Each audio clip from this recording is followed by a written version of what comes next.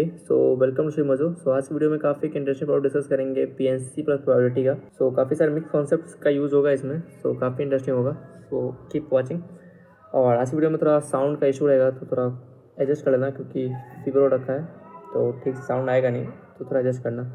So start करते हैं problem को। सो प्रॉब्लम स्टार्ट करने से पहले कुछ 2-3 प्रॉब्लम डिस्कस करते हैं पीएनसी के, प्योर पीएनसी के, क्योंकि इस कॉन्सेप्ट का यूज़ होगा सॉल्व करने में। तो हम पहले कुछ एक ट्रिक बताना चाहेंगे जिसकी मदद से कुछ पार्टिकुलर प्रॉब्लम्स जो है पीएनसी के उसको काफ़ी जल्दी सॉल्व कर सकते हैं। ठीक है, सो प्रॉब्लम स्टार्ट करने से पहले कुछ 2-3 प्रॉब्लम डिस्कस कर लेते हैं पीएनसी के, क्योंकि इसका यूज़ होगा प्रॉब्लम सॉल्व करने में।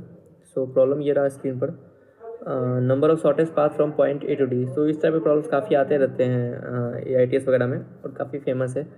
सो इस टाइप प्रॉब्लम को कैसे सॉल्व करते हैं इजीली, उसको पहले देखते हैं। सो एक डाइक्स्ट्रा एल्गोरिथम करके होता है DSA में, अगर पढ़ा हो तो जानता होगा डाइक्स्ट्रा एल्गोरिथम। सो होता क्या है, जैसे बस पॉइंट ए है और यहाँ बस पॉइंट बी है, और हम यहाँ से ए टू बी जाने के बहुत सारे पॉइंट्स हैं बीच में, और हमको सारे इंडिविजुअल पॉइंट्स का टाइम पता है कि यहाँ से यहाँ कितना टाइम लगा, यहाँ कितना टाइम लगा, यहाँ कितना टाइम लगा। तो बताना है कि शॉर्टेस्ट पाथ कौन सा होगा, तो उसके लिए यूज़ करते हैं डाइक्स्ट्रा एल्गोरिथम का। तो कुछ सिमिलर है ट्रिक, उसी से इंस्पायर्ड है एक तरह से। जिसको पता है उसके लिए ठीक है, नहीं तो कोई बात नहीं। तो ट्रिक क्या वो देखते हैं। अच्छा, इन जितने प्रॉब्लम्स को डिस्कस करेंगे 2-3, उनका तो मतलब बिना ट्रिक का मेथड होगा, जो 9 मेथड होगा वो मिल जाएगा टेलीग्राम चैनल के ऊपर। तो हम टेलीग्राम चैनल में पिन कर देंगे प्रॉब्लम्स को, ताकि एक बार जो सॉल्यूशन है बिना ट्रिक के वो जरूर देख लेना, क्योंकि आइडिया होना चाहिए कि हाँ बिना ट्रिक के सॉल्व करेंगे इसको। सो जो ज्वाइन नहीं किया वो ज्वाइन कर लेना टेलीग्राम चैनल, लिंक मिल जाएगा डिस्क्रिप्शन या पिन कमेंट में, और जाके जरूर देखना सॉल्यूशन बिना ट्रिक वाला। ठीक है, सो स्टार्ट करते हैं। सो पहले ट्राई कर लो इसको 5-10 मिनट्स खुद से। सो इसका आंसर है 186। तो डिस्कस करते सॉल्यूशन की कैसे सॉल्व होगा ये। सो करना क्या है ट्रिक में, जैसे कि पॉइंट ए है और पॉइंट डी है, तो हमको बस जो नोड्स है ना उस पर नंबर ऑफ वेज का सम लेना है। कैसे वो देखते हैं, जैसे कि यहाँ से इस पॉइंट पे आने का कितना वेज होगा, यानी कि सिर्फ ऐसे आ सकते हैं, यानी कि 1 वे होगा। फिर यहाँ से यहाँ आने का अगेन 1 वे होगा। फिर यहाँ से यहाँ आने का 1, यहाँ से आने का 1। तो बस हमको ये जो नंबर ऑफ वेज है ना इसको मार्क करते आना है। तो स्टार्ट करते हैं, जैसे कि यहाँ हो गया 1, यहाँ हो गया 1, यहाँ हो गया 1, यहाँ हो गया 1। अब ये नोड मतलब क्या होगा कि जहाँ पर लाइंस का इंटरसेक्शन हो रहा हो वहाँ हमको पीछे वाले दोनों नोड्स का सम लेना है। ध्यान देना, पीछे वाले नोड्स का सम लेना है हमेशा, यानी कि ये और ये यहाँ जो लिखा है इनका सम नहीं, यहाँ जो लिखा है इनका सम लेना है। ठीक है, तो सॉल्व करते हैं। अब जैसे यहाँ 1, यहाँ 1 हो गया 2, फिर यहाँ पे भी पीछे वाले पॉइंट 1 और 2, 3 हो गया ये। यहाँ हो गया 1 और 2, 3, फिर यहाँ 1 ही होगा, फिर ये 3 और 1 हो जाएगा 4, फिर यहाँ पीछे 2 और 1 3, फिर यहाँ पीछे 3 और 3 6, फिर 6 और 4 10, फिर ये जाएगा 1, फिर 4 1 हो जाएगा 5, फिर 1 ये नहीं होगा 1, तो ये हो गया 5 और 1 6, फिर 10 और 5 हो जाएगा 15, फिर ये हो जाएगा 21। ठीक है, यहाँ तक आ गए। अब 15 है तो यहाँ भी 15 हो जाएगा, फिर यहाँ भी 15 हो जाएगा, फिर यहाँ कितना हो जाएगा 21 और 15 कितना हो जाएगा 36, फिर हो जाएगा 36 और 15 कितना हो जाएगा, पीछे दोनों का सम ये और ये हो जाएगा 51, फिर हो जाएगा 21 अगेन, 21 अगेन, फिर 36 और दोनों कितना हो जाएगा, दिस इज 57, फिर दिस इज 78, फिर दिस इज 108, एंड 108 प्लस 78 कितना हो जाएगा 186। ये आ गया मेरे पास आंसर 186। तो काफ़ी जल्दी सॉल्व कर सकते हैं जो प्रॉब्लम्स है इस टाइप के इस मेथड से। सो इसका आंसर होगा 186। एक बार जरूर से देखना नॉर्मल सॉल्यूशन कैसे सॉल्व करते हैं। सो ये मेथड हेल्पफुल कब होगा, जब जैसे मान लेते हैं एक्स्ट्रा ग्रिड दे दिया, ठीक है। अब यहाँ पर बीच में एक पोर्शन ने बोल दिया कि इसके अंदर से हमको होके नहीं जाना है, अब बस हमको इसके बाउंड्री पे जाना पड़ेगा। यानी कि यहाँ मान लेते हैं बस पॉइंट ए है, यहाँ बस पॉइंट बी है, और हमको इसके थ्रू नहीं जाना है। ओके, इसको हटा दिया यहाँ से, फिर यहाँ भी मान लो हटा दिया।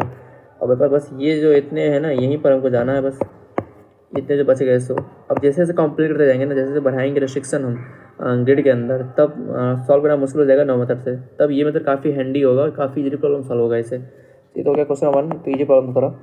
अब थोड़ा अच्छा प्रॉब्लम लेते हैं इसमें। तो ओके, सो ये रहा क्वेश्चन नंबर 2। तो कुछ इसको खुद से ट्राई करो कम से कम 5 to 10 मिनट्स, एंड देन देखना सॉल्यूशन।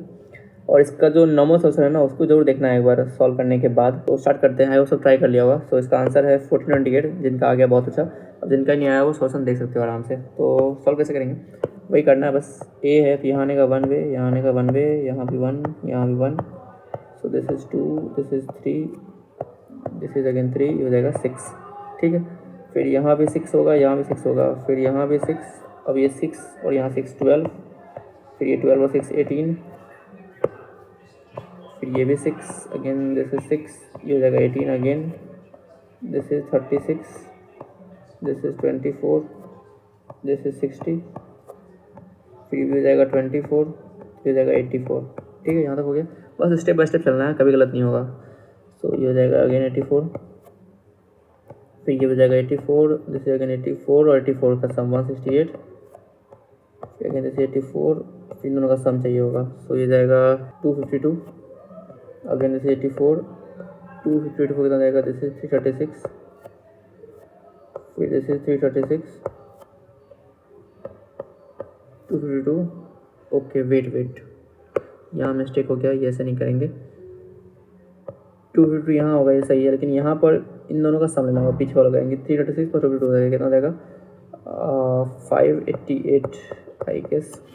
ठीक है, फिर हो गया 84 अगेन, 84, फिर यहाँ भी 84, फिर इन दोनों का सम, पीछे वाला का सम लेना है हमेशा। फिर हो जाएगा 168 अगेन, फिर जैसे 252 यहाँ और 84 यहाँ, तो पीछे दोनों का सम लेना पड़ेगा। सो दिस इज 252 प्लस 84, फिर हो जाएगा 36, इन दोनों का सम कितना जाएगा 504, फिर हो जाएगा दोनों का सम, एंड देन यहाँ आ गया 924 प्लस 504, सो 1428। तो आ गया आंसर। तो इस तरह से काफ़ी इजीली सॉल्व कर सकते हैं स्टेप प्रॉब्लम्स को। तो ये हम इसलिए बता दें कि इसका जो इस कॉन्सेप्ट है ना, इसका यूज़ होगा, और काफ़ी सारे प्रॉब्लम्स आते रहते हैं इस टाइप के AI टेस्ट वगैरह में। सो 9 मेथड कंपेरिजन में इसे काफ़ी इजीली आ जाएगा। और थोड़ा कॉम्प्लिकेट किया क्वेश्चन तो फिर 9 मेथड से बहुत डिफिकल्ट होगा सॉल्व करना। इससे लेके प्रॉब्लम वाला हर टाइप प्रॉब्लम हैंडल कर देगा इजीली, ईजी से लेके टफ लेवल के। सो आई होप ये 2 प्रॉब्लम क्लियर हो गया होगा।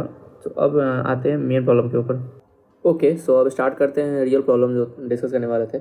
सो यहाँ पे क्वेश्चन है कि एक हमें पास 5x5 का ग्रिड दे रखा है, ठीक है, और उसके ऊपर हमारे पास 2 पॉइंट्स मार्क कर रखे हैं यहाँ पर A एंड B। सो ये हो गया पॉइंट A, हो गया पॉइंट B।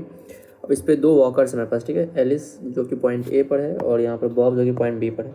अब एलिस के पास जो प्रोबेबिलिटी है कि वो ये हम ऊपर जा सकता है अप, या फिर राइट जा सकता है, और उसका प्रोबेबिलिटी 50% है, यानी कि हाफ प्रोबेबिलिटी है कि ये ऊपर जाएगा और हाफ प्रोबेबिलिटी है कि ये राइट जाएगा। उसी तरह यहाँ जो बॉब है उसके पास भी हाफ प्रोबेबिलिटी है कि वो लेफ्ट जाएगा और हाफ प्रोबेबिलिटी है कि डाउन जाएगा, और दोनों साइमल्टेनियसली स्टार्ट करते हैं मूव करना।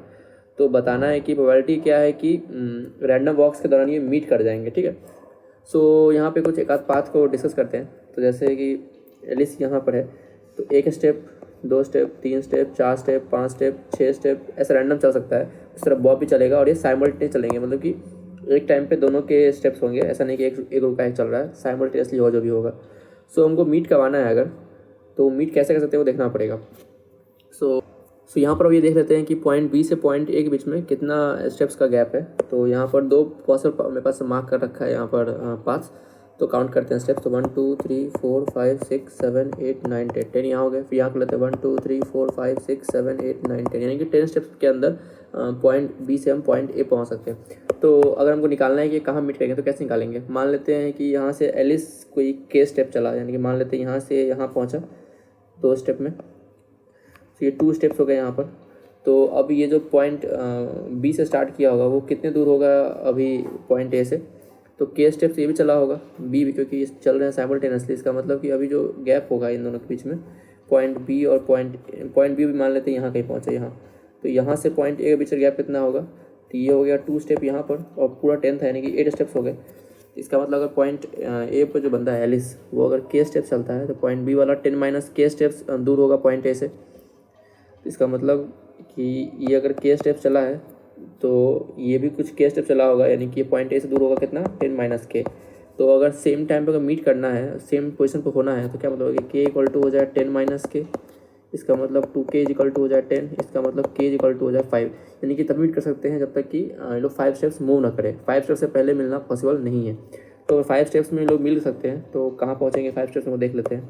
सो ये रहा मेरा ग्रिड। अब यहाँ पर 5 स्टेप्स में ये लोग पहुँच सकते हैं इस वाले डायगोनल के ऊपर, मेन डायगोनल जो स्क्वायर का है ना, इस पे। यहाँ से देखो अप राइट अप, तो 5 स्टेप्स हो गए, 1 2 3 4 5 स्टेप में यहाँ पहुँच गया। सिमेट्री से भी यहाँ पहुँच सकता है 5 स्टेप में, क्योंकि दोनों के लिए प्रोबेबिलिटी हाफ ही है। तो यानी कि अगर मीट करेंगे भी 5 स्टेप्स में अगर मीट करना है तो हमेशा मीट करेंगे इस मेन डायगोनल के ऊपर ही। तो हमको पहले निकालना पड़ेगा कि नंबर ऑफ वेज कितना है जिससे कि यहाँ पहुँच सकते हैं।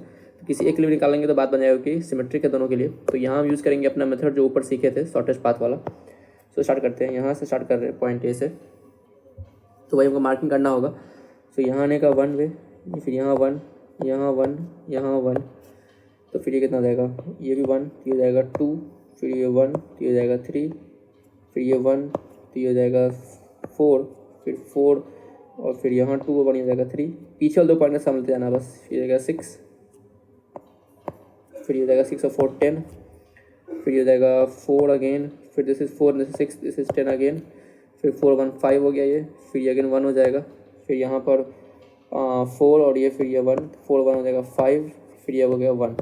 यानी बस क्या क्या पॉइंट्स आ गया, मेरे पास आ गया 1 5 10 10 5 1। तो ये बस आगे नंबर ऑफ पॉसिबल वे जिससे कि हम इस मेन डायगोनल में पहुंच सकते हैं जहाँ पर ये मीट करेंगे। ठीक है, सिमेट्री से बी के लिए भी यही पॉइंट होगा क्योंकि कुछ अंतर नहीं है, प्रोबेबिलिटी भी हाफ ही दे रखा है। ठीक है, तो अगर हम ध्यान से देखें तो इसको हम एक और फॉर्म ले सकते हैं। इसको हम सकते हैं 5C0, इसको हम सकते हैं 5C1, इसको हम सकते हैं 5C2, फिर again this is 5C0, this is again 5C1, फिर हो जाएगा 5C2। यानी बस ये आ गया। प्रोबेबिलिटी निकालना है तो probability can be given as what, favourable ways by total number of ways. पहले निकाल लेते हैं टोटल वेज। टोटल वेज निकालना काफ़ी सिंपल है। सो निकालना है यहाँ पर total ways. So total ways कितना हो जाएगा, तो यहाँ को 5 स्टेप चलना है। यहाँ पर 5 स्टेप चल के यहाँ पहुँच जाएंगे एक पर्सन के लिए। मतलब कि पॉइंट यानी कि जो पॉइंट ए स्टार्ट करा उसके लिए मेरे पास 1 होगा, फिर पॉइंट बी चल रहा है उसके लिए 1 होगा। क्योंकि दोनों सेम है तो यानी कि सेम नंबर आने वाला है यहाँ पर। अब चलना है 5 स्टेप और एक स्टेप के ऊपर 2 ऑप्शन है ना। जैसे यहाँ से यहाँ आना है या तो यहाँ आएगा तो ये ऊपर जाएगा, फिर यहाँ से फिर यहाँ आएगा तो ऊपर जाएगा, राइट या फिर अप, राइट या फिर अप। यानी कि बस एक स्टेप के 2 ऑप्शन है। यानी कि मेरे पास 5 स्टेप के लिए 2 ऑप्शन सब में होता जाएगा। यानी कि 2 × 2 × 2 × 2 चलता जाएगा। यानी कि हो जाएगा 2 का पावर 5। और सिमेट्री से इसके लिए वही होगा क्योंकि इसके लिए भी या तो लेफ्ट आएगा या फिर डाउन आएगा, लेफ्ट जाएगा या फिर डाउन जाएगा। यानी यहाँ भी हो जाएगा 2 का पावर 5, तो हो जाएगा 2 का पावर 5, यानी कि आ गया 2 का power 10। Total number of veg निकल गया। अब निकालना है फेवरेबल वेज। तो फेवरेबल हो जाएगा ये यहाँ पर 1 + 5 + 10 + 10 +, ऐसा एक के लिए है, हमको चाहिए 2 के लिए। यानी कि हमको यहाँ पर इसका स्क्वायर ऐड करना पड़ेगा।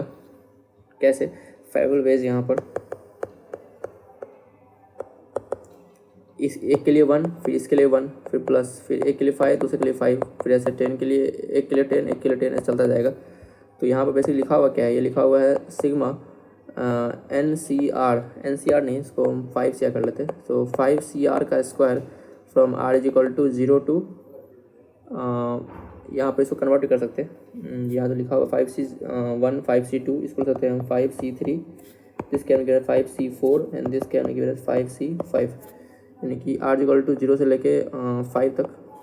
अब ये तो काफ़ी स्टैंडर्ड रिजल्ट है लेकिन इसको हम प्रूव करा देते हैं कि सिग्मा NCR का square from R = 0 to n जो है वो हो जाएगा। सॉल्व कैसे करते हैं इसको, तो इसमें क्या करना है, NCR को ऐसे लिखो और इसको स्प्लिट कर लो। यानी इसको लिख लो NCn-R। ठीक है, अब हमको यहाँ पता है कि इन दोनों का सम अगर कांस्टेंट हो जाए तो R + n-R, ये आ गया कांस्टेंट n। देन इसका हो जाता है आंसर कोफिशिएंट ऑफ x⁴। अब यहाँ पर जो आया है सम x⁴n in the expansion of 1 + x⁴, इन दोनों का सम यानी कि हो जाएगा 2n। तो यहाँ से आंसर आ जाएगा ये कितना 2nCn।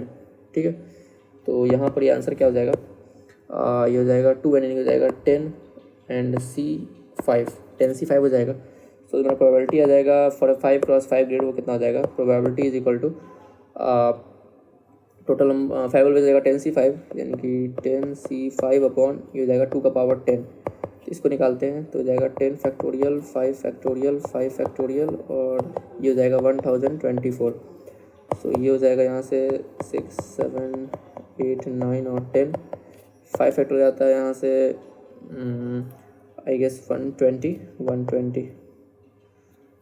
इसको कर देते हैं 120। सो 10 2 4 to 36 × 7 252। सो दिस इज 252/1024 से अप्रॉक्सीमेटली आ जाएगा 24%। ये तो हो गया एक पार्ट क्वेश्चन का यहाँ पर कि प्रोबेबिलिटी क्या है कि मीट करेंगे सेम पॉइंट पर। तो फिर 5 + 5 ग्रिड के लिए निकल गया, यानी कि ये क्वेश्चन हो गया done. Next question, what is probability for n cross n grid और what is limiting probability n goes to infinity. तो n गोज टू इन्फिनिटी में यहाँ पर बेसिकली मतलब है कि n एक बहुत लार्ज नंबर पे टेंड कर रहा है, ठीक है। तो करते हैं सॉल्व इसको भी। तो यहाँ पर 5 + 5 के लिए किया, उस तरह 6 × 6 के लिए करेंगे, 7 × 7 के लिए करेंगे, और ऐसे करके जनरलाइज किया सकता है इसको, ठीक है। तो यहाँ पैटर्न देख के तो दिख ही गया होगा कि क्या होने वाला है। तो यहाँ से हम जूम करते हैं। तो n क्रॉस n ग्रिड में क्या होगा कि यहाँ पर जैसे 5C0 5C1 आया, तो सर यहाँ पर आ जाएगा उस केस में nC1 nC2 nC3 nC4 nC5 चलता जाएगा, ऐसे लास्ट में आ जाएगा nCn। तो जो मेरे पास फेवरेबल वेज आएगा वो कितना आएगा, तो favourable ways can be given as वही सिग्मा NC r² r = 0 से n। तो ये निकाल चुके हैं, हो जाएगा 2nCn, ठीक है। टोटल नंबर ऑफ वेज कितना होगा, तो हमेशा मिलेगा तो ये बड़े डायगोनल के ऊपर ही। इसका मतलब कि जैसे 5 + 5 ग्रिड में हमको 5 स्टेप चलना पड़ा था, तो n + n ग्रिड में हमको n स्टेप चलना पड़ेगा यहाँ पर। तो यहाँ हो जाएगा 2n एक से और फिर 2n दूसरे से, यानी कि हो जाएगा कितना, ये 4n या फिर 2n। तो यहाँ प्रोबेबिलिटी कितना हो जाएगा, सो प्रोबेबिलिटी हो जाएगा यहाँ पर फेवरेबल वेज 2nCn/2n। तो ये हो गया आंसर किसी जनरल लाइन के लिए। अच्छा, अभी यहाँ एक चीज़ बोल रखा था कि what is limiting probability n goes to infinity. n goes to infinity के लिए लिमिटिंग प्रोबेबिलिटी क्या होगा, तो यहाँ पर यूज़ कर सकते हैं हम स्टिलिंग अप्रोक्सीमेशन का, कि हमको पता है ना for n tending to infinity for very large n factorial can be approximated as √2πn n/e⁴n। तो जो नहीं देखा है ना वीडियो स्टिलिंग अप्रोक्सीमेशन का, यहाँ ऊपर आई बटन पे लिंक आ रहा होगा स्टिलिंग अप्रोक्सीमेशन, मेरे ख्याल से फर्स्ट वीडियो चैनल के ऊपर। सो वो जाके देख लेना, उसमें काफ़ी सारा प्रॉब्लम में करवाए थे, जिससे लिमिट प्रॉब्लम काफ़ी जल्द सॉल्व कर सकते हो जहाँ पर फैक्टर वगैरह इन्वॉल्व होता है। सो ये होता है स्टिलिंग अप्रोक्सीमेशन बेसिकली, बाकी डिटेल में जाकर देख सकते हो वीडियो में। सो अगर इसको अप्लाई करें यहाँ पर तो प्रोबेबिलिटी क्या हो जाएगा, 2nCn कितना हो जाएगा, 2n⁴/n⁴ एंड अगेन हो जाएगा n⁴, एंड देन यहाँ हो जाएगा 2n। ओके, ये सही है। तो फिर यहाँ से सॉल्व करते हैं। सो 2n⁴ क्या हो जाएगा, ये हो जाएगा 2πn के लिए देते हैं यहाँ पर 2n, और फिर 2n/e⁴n, फिर n⁴ का स्क्वायर कितना हो जाएगा 2πn, फिर जाएगा n/e⁴ ट्वाइस आएगा तो 2n आ जाएगा यहाँ पर, फिर ये हो जाएगा 2n। सो n का पावर 2n, तो ये कैंसिल हो गया, फिर e का पावर 2n ये भी कैंसिल हो गया, तो ये पूरा टर्म कैंसिल। फिर यहाँ हो जाएगा 2 का पावर 2n, 2 का पावर 2n में कैंसिल, फिर यहाँ हो जाएगा √2π और n, तो ये जाएगा √2πn कैंसिल, तो बच गया ऊपर में √2/2n⁴। एक और यहाँ पर 2 है, इसको कैंसिल कर लेते हैं, तो यह जाएगा 1/√n⁴। सो जो प्रोबेबिलिटी हो जाएगा लिमिटिंग प्रोबेबिलिटी, अगर हम n को बहुत लार्ज करते जाएं तो ये हो जाएगा प्रोबेबिलिटी, ठीक है। सो यहाँ पर n को इन्फिनिटी कर दोगे तो दिख रहा है कि वैल्यू जाएगा 0 पे। ऑफ कोर्स ये बात है, अगर यहाँ पे बहुत इन्फाइनाइट साइज का ग्रेड हो गया तो कभी मीट नहीं कर पाएंगे ना, प्रोबेबिलिटी 0 होगा उस केस में। लेकिन अगर n को हम बहुत लार्ज करें ना तो प्रोबेबिलिटी को हम अप्रोक्सीमेट कर सकते हैं इस वैल्यू से। सो काफ़ी क्लोज अप्रोक्सीमेशन होगा ये for large value of n। Small 1 2 3 4 या 5 रखोगे तो फिर ये नहीं आएगा ठीक से, लेकिन जैसे जैसे हम इसको इंक्रीज करेंगे n के वैल्यू को तो काफ़ी क्लोज आता जाएगा ये प्रोबेबिलिटी रियल वैल्यू के। सो यही था ये क्वेश्चन प्रोबेबिलिटी का, सिंपल ही है। तो मेन जो कॉन्सेप्ट था वो यहाँ पे था PNC वाला कॉन्सेप्ट, ये सॉल्व करने का प्रॉब्लम था, ये सॉल्व करने का मेथड था, तो काफ़ी हेल्पफुल होगा ये सॉल्व करने में शेयर प्रॉब्लम्स को। और बाकी ये प्रोबेबिलिटी का भी सिंपल से क्वेश्चन था, थोड़ा बड़ा बाइनोमियल का यूज़ है इसमें। So that's it for this video, thanks for watching, see you in next video.